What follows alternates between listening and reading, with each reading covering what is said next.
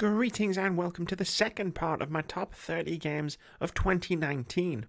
In this episode I'll be counting down from 20 to 11 with more videos coming throughout the week for the rest of my Game of the Year list. A couple of notes before we start. Firstly, this is my list and my list alone. Opinions are subjective and we can't like everything. If you disagree or agree with anything, I'd love to hear from you in the comments or on Twitter.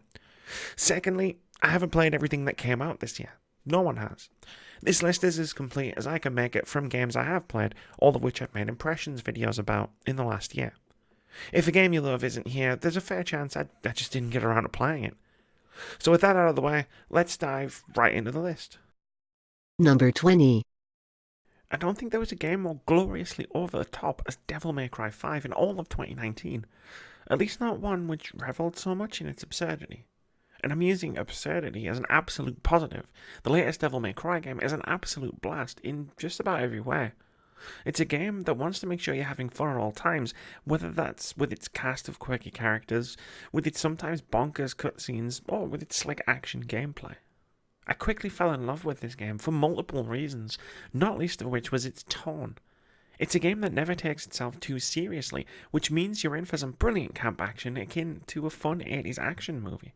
Devil May Cry 5 is an action game that's accessible to everyone. You can crank up the difficulty and execute stupendous combos to achieve maximum ranks and make yourself look like a god. Or, if, like me, you kind of suck at action games, you can hang on for dear life as you do your best stringing together as many moves as you can. Whether you fall into either of those two camps, or somewhere in between, the fluid action and easy to pick up controls mean you'll constantly be making cool things happen on the screen, and blasting demons into pieces is extremely satisfying. Number 19. Pokemon Sword was my first main series Pokemon game, and you can probably guess that I've been converted, given it's made its way onto my best games of 2019 list. Despite the series' popularity and longevity, I actually knew very little about Pokemon going in, and I was happy enough with this excellent little RPG, even if I do still have lingering concerns about where the meat comes from in the world. This is in large part because of just how adorable the Pokemon actually are. I expected to get sucked into the game by its RPG mechanics and Pokemon battles, and I definitely did, but collecting an army of cute best friends and playing with them at camps became just as important to me as being the best, like no one ever was. While I feel like Sword and Shield could have benefited from a stronger core narrative, I became addicted to the core gameplay loop of collecting Pokemon, augmenting my team, and leveling them up. Exploring the wild area is a delight, and engaging in kaiju-esque Dynamax battles in both gym challenges and raid areas is a massive highlight. There's a lot about the latest entry in the Pokemon series to love, and as a newcomer experiencing it for the first time, I feel like I finally get what everyone is talking about. Number 18. Gears 5 is the best the series has ever been, at least in terms of its campaign. While the game has a few multiplayer modes that tie into a confusing and needlessly convoluted progression system, at least when I outplayed it at launch, the fifth main entry in the Gears franchise is worth the price of admission for its single-player offering alone. Shifting the focus away from JD to Cat, performed flawlessly by the excellent Laura Bailey, was a shrewd move by the Coalition. Where the previous game felt like it was playing things a little too safe from a narrative perspective, Cat's story in Gears 5 is startlingly excellent. Her journey is filled with action, heartbreak, and wit, to the point where it was one of the most enjoyable gaming stories of the year. It's also not afraid to take risks, which culminates in a final act that is equal turns shocking, breathtaking, and incredibly compelling. While the story of Gears 5 was its surprising highlight, the core gameplay and combat are both solid. While its move to include open areas and side quests might feel a little superfluous, they didn't detract from the game, allowing me to take a breather from the main narrative from time to time and engage in some great set pieces that wouldn't have otherwise existed.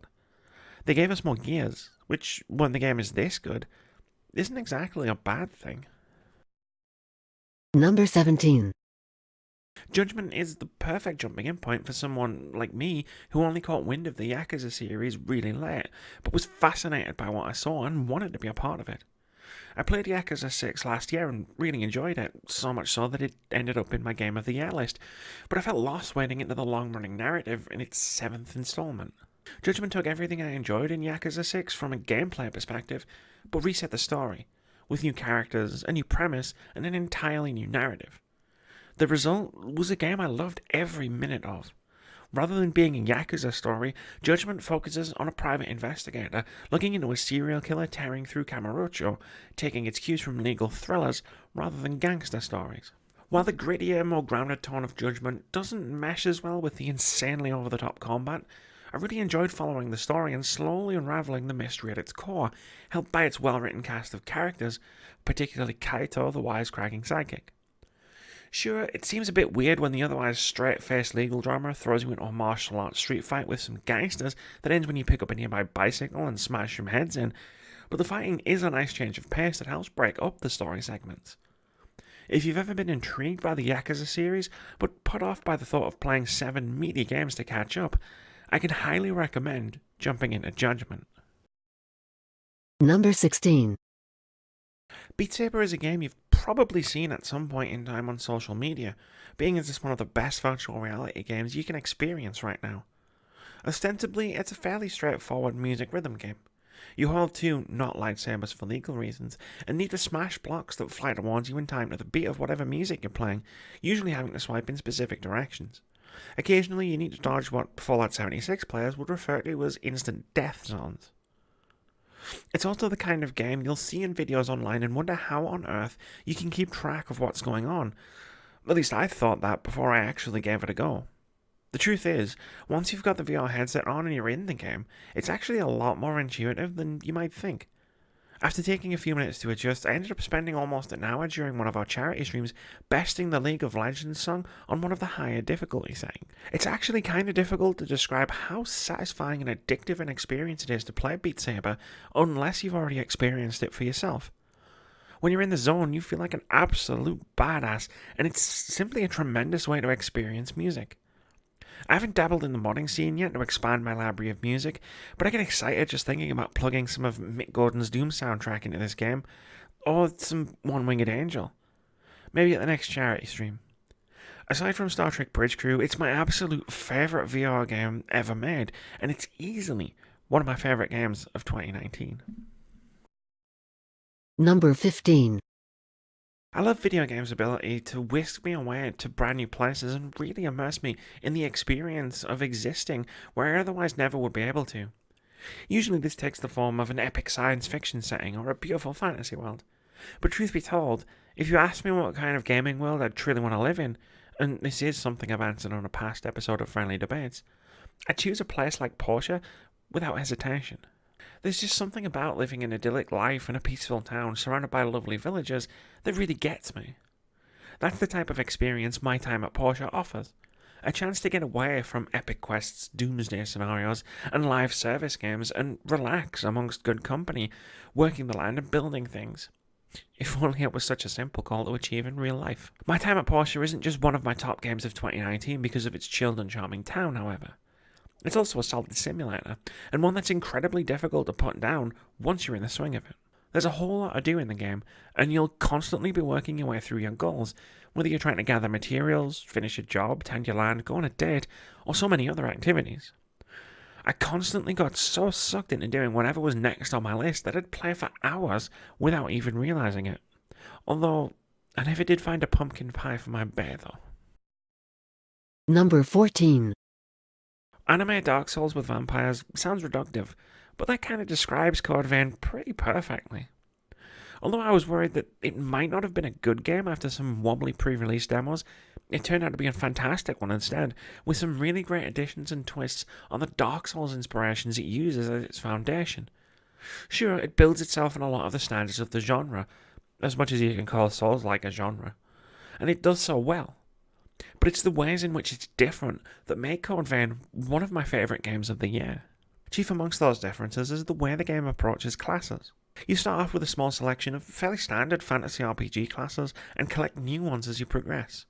What Code Vein does so well is that it lets you switch classes on the fly whenever you want, with your stats dictated by the class you choose, meaning you'll never be underpowered if you make a switch from melee to magic, for example. Even better, you can actually spend XP to buy abilities from other classes, giving you free rein to construct something that fits your playstyle and is unique to you. It's fluid and dynamic, where a lot of other RPGs are rigid, which feels utterly brilliant and makes the game an absolute blast to play. That it also leans heavily into the anime part of the description, both in terms of its lovely art style and its incredibly anime-inspired story and characters, is the icing on a very delicious cake. Number 13. Sayonara Wild Hearts was the most beautiful game released in 2019. It was robbed at the Game Awards earlier this month when it didn't win the award for Best Art Direction. I'm honestly not sure how anyone who voted in the awards could look at Sayonara Wild Hearts and not think it was the most breathtakingly gorgeous game to release all year. Now that I've gotten that off my chest and talked about how wonderful this game looks, I can move on.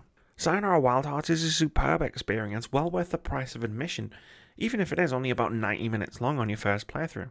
It's a music album, infused with a rhythm action game, allowing you to play each wonderful song on its track list, blasting through each of the incredibly distinct levels while dodging enemies, collecting stuff, and restoring the harmony of the universe.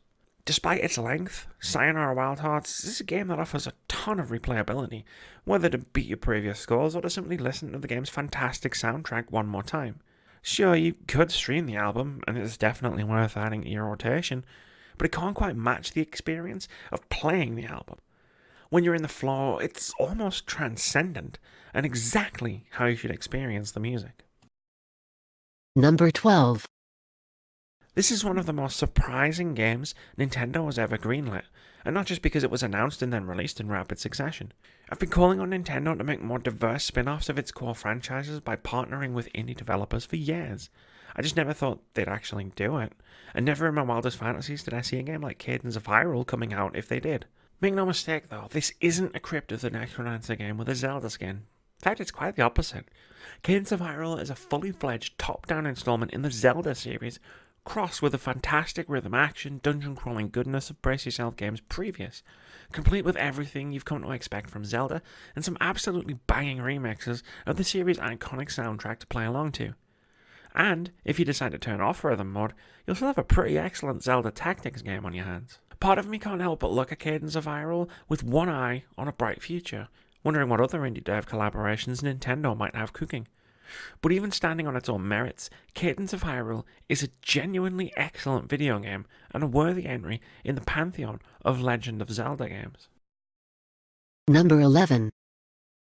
The Outer Worlds was exactly what I needed it to be. In a world where Fallout has morphed into a buggy online game, and many of the stalwarts of the story-driven single-player RPG genre are putting out disappointing non-RPGs, Obsidian putting out a spiritual successor to one of their most revered games on their own terms was something I desperately needed in my life. And when I downloaded and started playing The Outer Worlds, I was hit with a sense of satisfaction at how enjoyable it was to explore the Halcyon system, check out its wonderful planets, poke around its witty and prescient takedown of capitalism, and interact with some of its fantastic characters. Obsidian created a rich and interesting world, a few of them actually. It's equal turns fascinating and horrifying to see how extreme capitalism in space might turn out. Not well, at least not for most people. Shocker. The Outer Worlds putting you in the shoes of an outsider, someone who knows nothing about the way things are in the system, free to game it or try to bring it down, is a particular masterstroke. It probably helps that The Outer Worlds is basically as close to Firefly the game as we're ever likely to get. A lot of aspects of the game feel like they were inspired by the classic sci-fi series, from the space western frontier that the game adopts, to its tone of rebellion against a system that crushes most of its people, to the wonderful collection of characters you call your crew, particularly Pavani, who is a treasure and must be protected at all costs. Thank you very much for watching this video. If you've enjoyed it, please leave us a comment, like, or subscribe to the channel if you haven't already. We've got tons of awesome videos coming every week, including review impressions, indie game of the week, debate-driven top 5 lists, video essays, and our weekly podcast where we discuss games, gaming culture, and the games industry. We also stream 3 times a week at twitch.tv/wordsaboutgames. But most importantly, have a fantastic day.